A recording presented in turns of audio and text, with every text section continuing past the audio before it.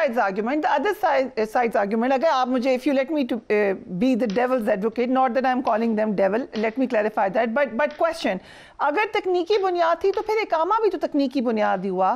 اگر 10 والیومز کی بات ہے تو 10 والیوم میں کس بیسس کے اوپر سزا ہوئی, اس کا تو اتنا تذکرہ ہی نہیں ہوا. اینڈ دین جہاں تک ہم بات کریں کنفیشنل اسٹیٹمنٹ کی اسحاق ڈار صاحب کی, تو ابھی کتنے لوگ کنفیشنل اسٹیٹمنٹ دے کے آئی پی پی میں جا رہے ہیں, اس کو آپ لوگ سنجیدہ سے نہیں لے رہے, تو پھر اس کو کیوں سنجیدہ لے رہے ہیں؟ وہ بھی ایسے ہی وقت تھے. دیکھیں, میں اتفاق سے اٹارنی جنرل تھا اس وقت, تو میں نے اس تفتیشی سے پوچھا کہ بھائی یہ کیسے, کون سا تشدد, کون سا جبر کیا تھا؟ کہتا ہے کوزا صاحب اللہ دی قسم ہم نے کچھ نہیں کہا, ہم نے صرف کہا تھا ابا تیرا جڑا ہے ٹبر لے کے, پنجابی میں اس نے کہا ابا تیرا ٹبر لے کے او سرور محل چلا گیا ہے تینوں چھڑ کے, اب تمہاری مرضی ہے کہ تم ہمیں اصلی حقیقت بتاتے ہو یا تمہاری مرضی ہے. تو اس نے کہا مجھے لے کے چلو. اب اگر مجھ سے بھی غداری کر کے نواز شریف چھوڑ کے ساروں کو چلا گیا اور مجھے اپنا فیملی ممبر نہیں سمجھا اس نے, تو میں پھر بتاتا ہوں کہ ان کے کرتوت کیا تھے. اور اس نے کہتا ہے میجسٹریٹ کے پاس جب لے گئے اس نے ایک دن دیا اسے کہ پہلے سوچ لو پھر سے, اور دوسرے دن کہتا ہے وہ چیزیں انکشافات کیے جو ہمیں بھی پتہ نہیں تھے اور سارا وہ جو ہے پڑھنے کے لائق ہے, اور بس تکنیکی بنیاد پر آپ جو مرضی کرتے رہو. لیکن دیکھیں بات یہ نہیں ہے, آپ اقامے کی بات کرتے ہیں, اقامہ بھی شرم آنی چاہیے ہمارے. اگر پرائم منسٹر ہو کر وہ نوکری لیتا ہے, اقامہ از اے نوکری, یہ کسی اور ملک کی. خواجہ آصف نے اقامہ لیا نوکری کی, چلیں وہ بھی چھوڑ دیں اس بات کو بھی, لیکن اقامے کی بنیاد پر معاف کیجئے گا سزا نہیں ہوئی ہے. یہ نیب کی جو سزا جو 10 سال اور 7 سال ہوئی ہے العزیزیہ میں, اور اس میں یہ باقاعدہ اس کی کرپشن کی بیسس پر اور منی لانڈرنگ کی بیسس پر, اور یہ جو ہے ایسٹس بیانڈ مینز کی بنیاد پر یہ باقاعدہ کرپشن میں ہوئی ہے. وہ جو اب اقامے کی بات کر رہی ہیں وہ سپریم کورٹ نے, ایک نے گاڈ فادر کہا, دوسرے نے سسیلین مافیا کہا, لیکن جب میجورٹی آیا تو انہوں نے کہا چونکہ اقامہ لے کر یہ گئے تھے اور ان کے بیٹوں کی فرم تھی جس میں یہ ڈائریکٹر تھے, اور وہ جو ہے ریسیویبل اماؤنٹ انہوں نے اپنے ایسٹس میں ڈکلیئر نہیں کیا, اس لیے ہم ان کو صادق اور امین متصور نہ کرتے ہوئے ڈسکوالیفائی. وہ ڈسکوالیفیکیشن کی حد تک تھی تاحیات, اس کا اس نیب کے کیسز کی سزا سے کوئی تعلق نہیں تھا.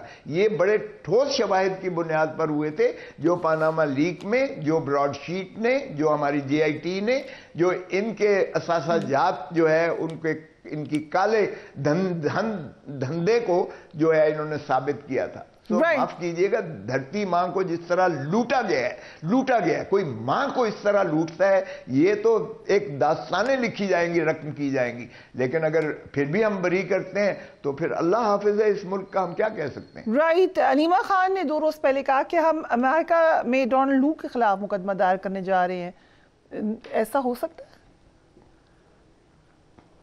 دیکھیں کیوں نہیں ہو سکتا ہے. اگر گورنمنٹ آف پاکستان لکھتی ہے, ایک سٹرانگ ڈیماش لکھتی ہے اور ایک سمجھتی ہے کہ بلیٹنٹ انٹرفیئرنس ہے into the affairs of Pakistan, کہ ڈونلڈ لو کون ہوتا ہے, یہ تو دیکھیں نا, یہ تو حقیقت مسلم شدہ بات ہے کہ ڈونلڈ لو نے ہمارے پاکستانی ایمبیسڈر اسد مجید کو کہا کہ تم عمران خان کو عدم اعتماد کے ذریعے اس کو نکال دو وزارت عظمیٰ سے, تو تب امریکہ تمہیں معاف کرے گا, وگرنہ تمہارے لیے کانسیکوینسز ہوں گے. تو یہ عسکری قیادت کے 4 سربراہان موجود تھے نیشنل سیکیورٹی کونسل میں. آرمی چیف تھا, ایئر چیف تھا, نیول چیف تھا, D G I S I تھا, اور پہلے عمران خان پرائم منسٹر اور ڈیفنس منسٹر کی سربراہی میں یہ میٹنگ ہوئی. پھر دوسری میٹنگ جب اس کو چلتا کیا تو پھر محترم شہباز شریف صاحب کی وزارت عظمیٰ کے ہوتے ہوئے یہ پھر نیشنل سیکیورٹی کونسل کے یہ سارے افواج پاکستان کے عسکری قیادت کے سربراہان موجود تھے, اور پھر اسد مجید کو بلایا گیا اور ان سے جب تصدیق کی گئی کہ ہاں یہ واقعی مجھے ڈونلڈ لو نے کہا تھا اور میں نے ہی یہ سائفر بھیجا تھا, تو پھر اس کا اعادہ کیا گیا, تصدیق کی گئی کہ اچھا کیا ہے آپ نے جو ہے ڈونلڈ لو کو سرزنش کی ہے, ایک قسم کا ڈپلومیٹک ٹرمینالوجی میں. تو ہماری تو یہ ہے اگر وہ وہاں جو ہے نالش کرتے ہیں تو بالکل میں تو کہتا ہوں امریکہ کو یہ کرنا چاہیے تھا اس کے خلاف, لیکن چونکہ امریکہ کی سازش تھی کہ اس کو عمران خان کو نکالنا ہے. آج جو ہے ایمبیسڈر ان کا جا کے نواز شریف کو مل رہا ہے. Nawaz Sharif is not a political stakeholder at this time because he is a convict, he is disqualified, he has been dismembered from the head of as a party. وہ بھی سپریم کورٹ کا فیصلہ ہے کہ ان کو جو ہے یہ نہیں ہو سکتے, اور جو قانون بنایا تھا ان کے لیے خاص کر الیکشن ایکٹ میں اس کو بھی شک کو قلعدم سپریم کورٹ نے قرار دے دیا تھا. سو ڈونلڈ لو کس کھاتے میں مل رہا ہے, اور امبیسڈر جو ہے برطانوی امبیسڈر کس کھاتے میں مل رہا ہے, سوائے اس کے کہ ایک سازش کی گئی بین الاقوامی بدقسمتی سے کہ پاکستان کی حکومت کس طرح سے زیر نگین کر کے وہ غلامی میں لانی ہے, اور ہم اب غلام پکے مسلم ہیں کیونکہ یہ جو اس کی جو مانیٹری سیل ہے, انٹرنیشنل مانیٹری سیل, ماشاءاللہ آئی ایم ایف کے چنگل سے بھی ہم بدستور گردن پر ہے ان کا ہاتھ, اور ماشاءاللہ امریکن امبیسڈر اور برٹش امبیسڈرز نے کیا جا کے نواز شریف صاحب سے عندیہ دیا ہے, اور اس کا شاخسانہ تو آپ کو نظر آ گیا ہے جس طرح سے وارد ہوئے ہیں پاکستان میں, اور جس طرح سے چلیں وہ تو ان کا پوائنٹ آف ویو میں نے دے دیا. اب دے ناٹ ہیئر. آپ الیکشن لڑیں گے؟ میں ایسے ماحول میں کیوں الیکشن لڑوں گا؟ پہلے تو الیکشن ہوگا یار, پہلے الیکشن تو کروائیں. سپریم کورٹ نے کہا اس پہ کوئی کویسچن نہیں اٹھانا آپ نے, ہوگا الیکشن انشاءاللہ. سپریم کورٹ کا کون مانتا ہے, کون مانتا ہے سپریم کورٹ کا؟ پہلے بھی سپریم کورٹ نے کہا تھا 14 مئی کو الیکشن, پہلے بھی کہا تھا سپریم کورٹ نے, ہوا میں اکھیڑ کے ہوا میں بکھیر کے پھینک دیا.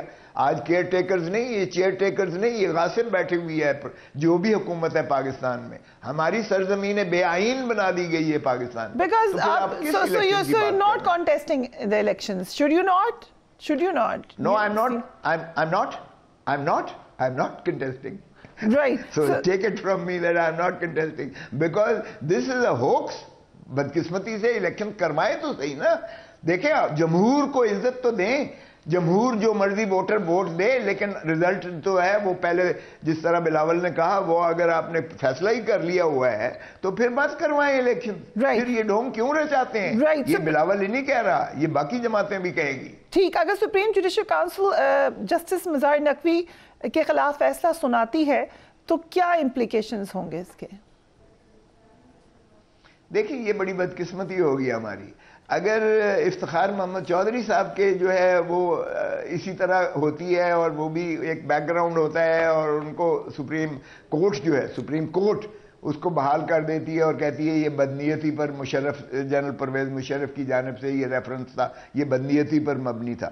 اور میرے خیال میں مظاہر علی اکبر نقوی صاحب کے بھی کچھ فیصلہ جات اور کچھ آج کل کے جو ہے ان کا رجحان جو سابقہ چیف جسٹس کے ساتھ نظر آیا تھا, اور جو انہوں نے فیصلہ جات دیے, چاہے وہ ملٹری ایکٹس کیا جو تھا کہ ملٹری کورٹس جو ہیں وہ سویلینز کو ٹرائی نہیں کر سکتی ہیں, یا وہ نیب والے یا دوسرے کیسز میں اگر ان کا رجحان تھا, تو میرا نہیں خیال کہ اس کو بھی کوئی اتنا آسان ہوگا اس کو جسٹیفائی کرنا کہ ان کو آپ نکال رہے ہیں ایک سپریم کورٹ کے جج کے طور پر, اس لیے کہ ان کے کچھ فیصلہ جات آپ کی جو دھڑا بندی سپریم کورٹ کے اندر.